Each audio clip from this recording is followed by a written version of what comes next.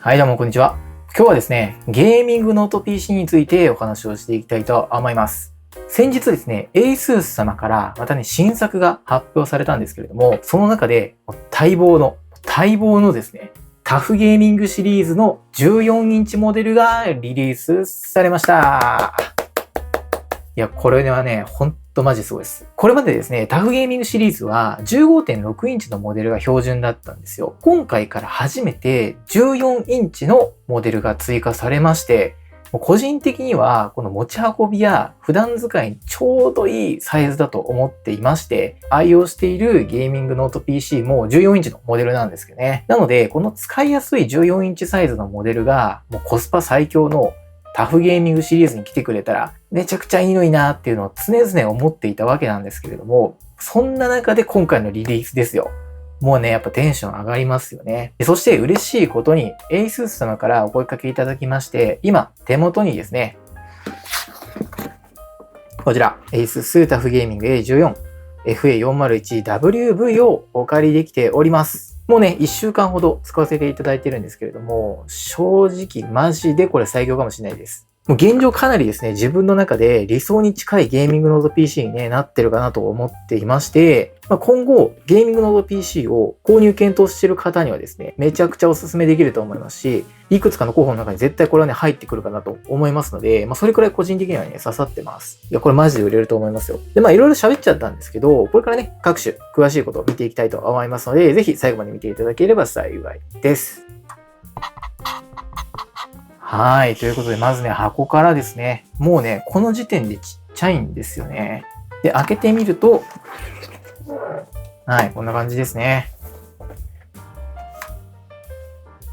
いや、さすが14インチ。めちゃくちゃコンパクトですよ。かなりですね、AC アダプターコンパクトになっていますね。ただ、今回のモデルに関してはですね、PD 充電対応なので、こういったね、100W のちっちゃい充電器とかを使えばですね、USB Type-C で給電できますので、これとの組み合わせでいくとかなりね、コンパクトにできるんですけれども、ただこの標準の AC アダプターがかなりコンパクトで、ここまでちっちゃいなら全然こっちで持ち運びもできそうですね。アダプターの重量は約 566g となってきていて、過去触れてきているゲーミングノート PC の AC アダプターの中でもかなりね、軽い方なんじゃないかな。めちゃくちゃいいと思います。で、またですね、本体もめちゃくちゃ軽くてですね、縦横幅に関しては、他の14インチのモデルのサイズとですね、そんな変わらないみたいなんですけれども、愛用している ROG、ゼビルス G14 のモデルと比べてもですね、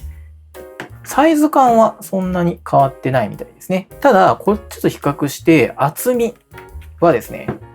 だいぶ変わってまして、だいぶとですね、薄くなってるんですよね。ちょっとわかりづらいかもしれない。ここからだと。厚みが約 17mm となっていまして、重量も 1.45kg となっていてめちゃくちゃ軽いんですよね。自分が使っている2022年モデルは 1.7kg ぐらいだったかな。それぐらいなんで、かなり軽量化されていて、直近ね、レビューさせてもらっている ROG ゼビルスの2024年モデルも約 1.5kg だったかなとなっていて、ほぼほぼ変わらないコンパクトさに収まってくれていますね。で、インターフェースについては、ここからね、電源ポート、そして HDMI ポート、そしてここにですね、PD 充電対応の USB Type-C のポートがありまして、その隣に Type-A のポートもありますね。で、イヤホンジャックになっていますと。で、反対側が、はい、こんな感じになっていまして、こっちから USB Type-A のポート、そしてもう一つ USB Type-C のポートがあるのと、ここにマイクロ SD のポートもありますね。15.6 インチモデルにあった有線 LAN のポートが削られているんですけれども、有線 LAN に関してはアダプター使えばね、使用できますし、本モデルは Wi-Fi 6E にも対応していて、高速無線通信もできますので、そんなに問題はないかなと思います。はい。で、そしてデザイン面ですよね。タフゲーミングらしいですね。もう本当に、堅牢さん持ちつつ、かなりシンプルなデザインになっていまして、自分としては見た目かなり好みかなと思っています。カラーとしては、イエーガーグレーという、ダークグレーになっていまして、質感かなりね、いい感じです。手の指紋とかも全然つかないよ。で、開いてみるとこんな感じです。で、ディスプレイはですね、液晶ではあるんですけれども、ノングレアの 2.5K、解像度 2560×1600 の16対10のややね、縦に長いディスプレイになっています。で、ベゼルもですね、かなり薄くなっていて、画面占有率が 88% とかなりね、見た目からも大きく感じます。で、ゲーミング性能も十分でして、リフレッシュレートは 165Hz、応答速度は 3ms となっています。で、タッチパネルに関しては、横幅約 12.5 センチ。で、縦がですね、だいたい 7.8 センチとかなり大きくなっていまして、キーボードの配列はこんな感じのね、配列になっています。この矢印キーの隣に新しくAI 機能のね、コピロットっていうのかな、ボタンがね、新設されておりまして、これボタン押すだけでですね、チャットが自動的に開かれるようになっていて、AI 活用がね、できるノート PC になっています。で、感想としてはですね、ROG Zephyrus G14 とかなり似たデザインになっているかなと思っていまして、OLED、有機 EL ディスプレイではなく、液晶モデルの G14 みたいな、そんな感じのね、モデルになってるかなと思います。いや、これね、欲しい人めっちゃいるんじゃないかな。改めてね、ちょっと今思いました。めっちゃいいな。はい。デザイン面はこんな感じでございまして、次はね、中身のスペックについてお話をしていきたいと思います。はい。そしてね、今回お借りしているこの FA401WV は、AMD Ryzen AI9 の HX370、12コア24スレッドの強強 CPU が搭載されておりまして、GPU は NVIDIA GeForce RTX 4060のラップトップ版が搭載されています。もう一つですね、FA401UV というモデルがあるんですけれども、そちらは CPU が AMD Ryzen 7の 8845HS、8コア16スレッドのモデルになっていますね。AMD の最新 CPU である Ryzen AI9 HX370 は、AI 利用を想定した NPU を搭載したモデルになっていまして、処理能力っていうところもがっつりハイスペックになっています。ちょっとベンチマークも取ってみたんですけれども、シネベンチ R23 では、マルチスコアがなんと2593と。で、シングルに関しても2018ポイントとなっておりまして、かなりの数字が出てきておりました。で、シネベンチ2024でも測ってみたんですけれども、マルチスコアがなんと1089となっていまして、本当にこれノート PC と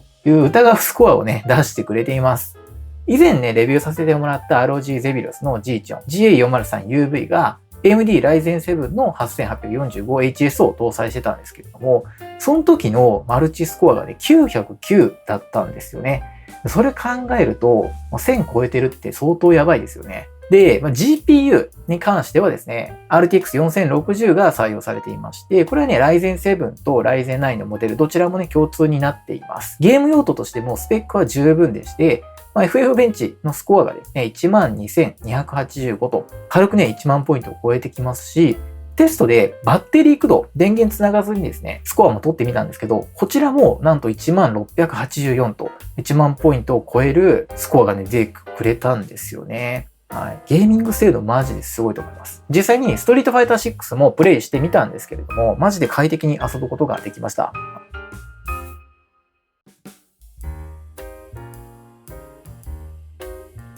その他にもですね、メモリは 32GB、DDR5X の7500が採用されて、重ための動画編集なんかもですね、クリエイティブ用途にも全然使えるスペックになっていると思いますし、ストレージもですね、M.2 SSD の 1TB が用意されているので、幅広い用途に対応できるスペックとなっています。また、200万画素のですね、フル HD 対応のウェブカメラを搭載していまして、AI でのノイズキャンセリング機能というところも対応していたりとか、リモートワークとか、ウェブ会議なんかにも使えるような機能もちゃんとね、搭載されております。はい。そしてですね、ここからは使用してみて、個人的な感想なんかもお話をしていきたいと思います。まず、使って良かった点を4つほど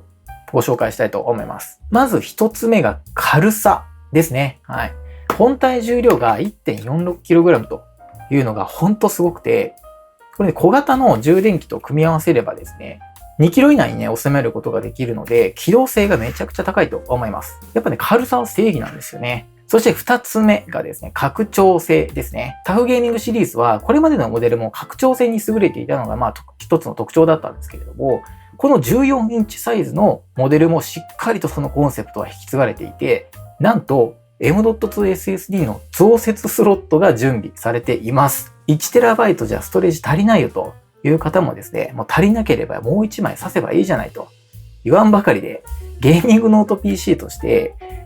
やっぱり拡張性がね、低いっていう弱点がやっぱりありがちなんですけど、その辺もこのモデルに関しては解決してくれてるんですよね。で、実際に ASUS 様から許可をいただきまして、開けてみたんですけれども、こんな感じで、M.2 スロットがね、ここにね、ありましたね。で、作業するときは、電源ケーブルをちゃんと抜いてからね、作業していただくようにご注意ください。そして良い点3つ目がですね、コストパフォーマンスの良さですね。Ryzen AI9 を搭載したこの FA401WV は、約34万円ほど。